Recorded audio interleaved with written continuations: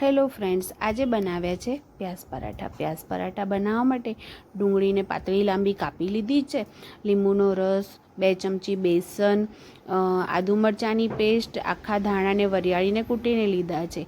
એક તાંસળામાં વઘાર મૂકીશું, તેમાં જીરું મૂકી આખા ધાણા, આદુ મરચાંની પેસ્ટ, ડુંગળી ને સરસ ઉમેરી અને સરસ શેકી લઈશું.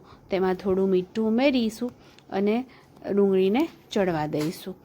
મીઠું ઉમેર્યા બાદ તેમાં હળદર નાખીશું અને મરચું ઉમેરીશું, ધાણા જીરું ઉમેરીશું અને બધું સરસ મિક્સ કરી લઈશું. સરસ ડુંગળીને સરસ બધો મસાલા ચડી જાય પછી તેમાં લીંબુ ઉમેરીશું. લીંબુનો રસ ઉમેરી અને સરસ મિક્સ કરી લીધા બાદ તેમાં ચણાનો લોટ ઉમેરીશું. ચણાનો લોટ અંદર ઉમેરી અને સરસ મિક્સ કરી અને ચણાના લોટને સરસ શેકાવા દઈશું અને થોડીવાર માટે ઢાંકી દઈશું.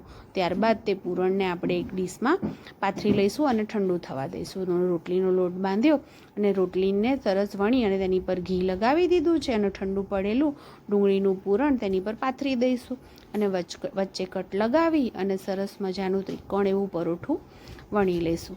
પોલા હાથે સરસ ત્રિકોણ પરોઠું વણી અને તેને ધીમા તાપે ગુલાબી રંગનું સરસ શેકી લઈશું. ગુલાબી રંગનું સરસ પરોઠું શેકાઈ ગયા બાદ તેને આપણે દહીં સાથે પીરસીશું. વરસાદની સિઝનમાં આ ગરમ ગરમ ડુંગળીના પરોઠા સરસ લાગે છે.